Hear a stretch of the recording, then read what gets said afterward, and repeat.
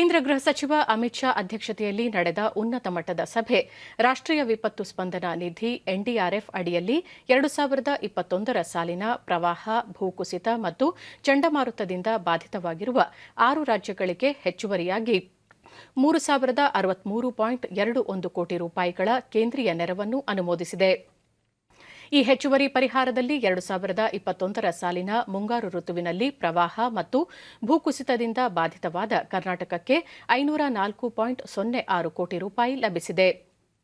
ಚಂಡಮಾರುತ ತೌಕ್ತೆಯಿಂದ ಪೀಡಿತವಾದ ಗುಜರಾತ್ಗೆ 1,133.35 ಕೋಟಿ ರೂಪಾಯಿ, ಯಾಸ್ ಚಂಡಮಾರುತ ಪೀಡಿತ ಪಶ್ಚಿಮ ಬಂಗಾಳಕ್ಕೆ 586.59 ಕೋಟಿ ರೂಪಾಯಿ ಅನುಮೋದಿಸಲಾಗಿದೆ. ಇನ್ನು ಪ್ರವಾಹ ಮತ್ತು ಭೂಕುಸಿತಕ್ಕೆ ತುತ್ತಾದ ಅಸ್ಸಾಂಗೆ 51.53 ಕೋಟಿ ರೂಪಾಯಿ, ಮಧ್ಯಪ್ರದೇಶಕ್ಕೆ 600.50 ಕೋಟಿ ರೂಪಾಯಿ ಹಾಗೂ ಉತ್ತರಾಖಂಡಕ್ಕೆ 187.18 ಕೋಟಿ ರೂಪಾಯಿ ಅನುಮೋದಿಸಿದೆ. ಈ ಹೆಚ್ಚುವರಿ ನೆರವು ಈಗಾಗಲೇ ರಾಜ್ಯಗಳಿಗೆ ರಾಜ್ಯ ವಿಪತ್ತು ಸ್ಪಂದನಾ ನಿಧಿ ಎಸ್ಡಿಆರ್ಎಫ್ನಡಿ ರಾಜ್ಯಗಳಿಗೆ ಕೇಂದ್ರವು ಬಿಡುಗಡೆ ಮಾಡಲಾಗಿರುವ ನಿಧಿಗಿಂತ ಹೆಚ್ಚುವರಿಯಾದುದಾಗಿದೆ. 2021-22 ಆರ್ಥಿಕ ವರ್ಷದಲ್ಲಿ ಕೇಂದ್ರ ಸರ್ಕಾರ 28 ರಾಜ್ಯಗಳಿಗೆ ಎಸ್ಡಿಆರ್ಎಫ್ನಡಿ 17,747.20 ಕೋಟಿ ರೂಪಾಯಿ ಬಿಡುಗಡೆ ಮಾಡಿದ್ದರೆ ಎನ್ಡಿಆರ್ಎಫ್ನಿಂದ 7 ರಾಜ್ಯಗಳಿಗೆ 3,543.54 ಕೋಟಿ ರೂಪಾಯಿ ಬಿಡುಗಡೆ ಮಾಡಿದೆ. ದೇಶದಲ್ಲಿ ಪ್ರಸ್ತುತ 82,402 ಸಕ್ರಿಯ ಕೋವಿಡ್ ಪ್ರಕರಣಗಳಿದ್ದು, ಕಳೆದ ವಾರದ ಸರಾಸರಿಯಂತೆ ದೈನಂದಿನ ಸರಾಸರಿ ಹೊಸ ಪ್ರಕರಣಗಳ ಸಂಖ್ಯೆ 8,009ಕ್ಕೆ ಏರಿಕೆಯಾಗಿದೆ.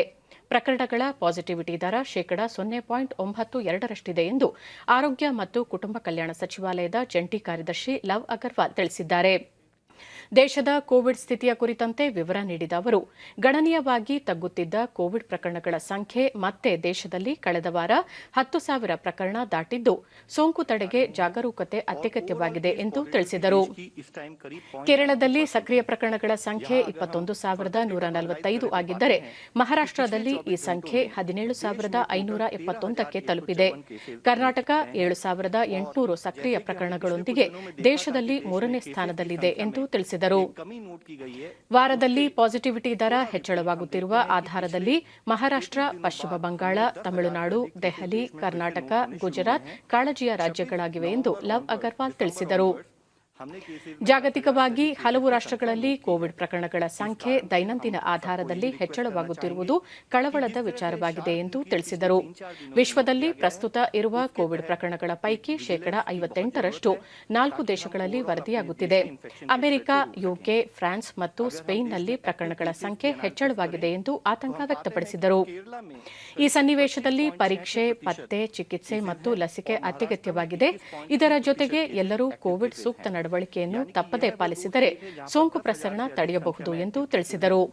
3 स्टेट ऐसी हैं जहां पर कि 5,000 से 10,000 के बीच में एक्टिव केसेस हैं और 31 स्टेट अभी भी देश में ऐसी है जहां पर कि 5,000 से कम संख्या में एक्टिव केसेस नोट किए जा रहे हैं. ओवरऑल देश में अगर हम इन्फेक्शन के स्प्रेड को देखें तो पाते हैं कि अभी भी 22 डिस्ट्रिक्ट स्टेट्स में ऐसे हैं, 7 स्टेट्स में जहां पर कि अधिक केस पॉजिटिविटी नोट की जा रही है. अधिक case positivity is a fact कि वहां पर इन्फेक्शन का स्प्रेड कुछ अधिक संख्या में नोट किया जा रहा है. ಭಾರತೀಯ ವೈದ್ಯಕೀಯ ಸಂಶೋಧನಾ ಸಂಸ್ಥೆಯ ಮಹಾನಿರ್ದೇಶಕ ಬಲರಾಮ್ ಭಾರ್ಗವ ಕೊರೋನಾ ವೈರಾಣು ಮತ್ತು ರೋಗ ನಿರೋಧಕ ಶಕ್ತಿ ಹಾಗೂ ಪ್ರತಿಕಾಯಗಳ ಕುರಿತು ವಿವರ ನೀಡಿದರು. ಲಸಿಕೆಯಿಂದ ರೋಗ ನಿರೋಧಕ ಶಕ್ತಿ ಉತ್ಪತ್ತಿಯಾಗುತ್ತದೆ. ಭಾರತದಲ್ಲಿ ಬಹುತೇಕ ವಯಸ್ಕರು ಲಸಿಕೆ ಪಡೆದಿದ್ದಾರೆ. ಕೆಲವರಿಗೆ ರೋಗ ಲಕ್ಷಣವಿಲ್ಲದ ಸೋಂಕು ಮತ್ತು ಸಂಪರ್ಕದಿಂದಲೂ ರೋಗ ನಿರೋಧಕ ಶಕ್ತಿ ವೃದ್ಧಿಸಿದ್ದು, ಇದು 9 ತಿಂಗಳಿಗಿಂತ ಹೆಚ್ಚಿನ ಅವಧಿಯವರೆಗೆ ಇರಲಿದೆ ಎಂದು ತಿಳಿಸಿದರು. ಒಮಿಕ್ರಾನ್ ಸೋಂಕು ಡೆಲ್ಟಾ ರೂಪಾಂತರಿಯ ಪ್ರಸರಣಕ್ಕಿಂತ 3 ರಿಂದ 4 ಪಟ್ಟು ವೇಗವಾಗಿದೆ ಎಂದ ಅವರು, ಲಸಿಕೆಗಳನ್ನು ಮುನ್ನೆಚ್ಚರಿಕೆಯ ಕ್ರಮವಾಗಿದ್ದು, ರೋಗದ ತೀವ್ರತೆಯನ್ನು ತಗ್ಗಿಸುತ್ತವೆಯೇ ಹೊರತು ರೋಗ ಬಾರದಂತೆ ಸಂಪೂರ್ಣ ತಡೆಯುವುದಲ್ಲ ಎಂಬುದನ್ನು ಜನರು ನೆನಪಿನಲ್ಲಿಟ್ಟುಕೊಂಡು ಎಚ್ಚರಿಕೆಯಿಂದ ಇರುವಂತೆ ತಿಳಿಸಿದರು. And that has been followed up for 8 to 9 months, and that is where we stand. So 90% is at least up to 8 months.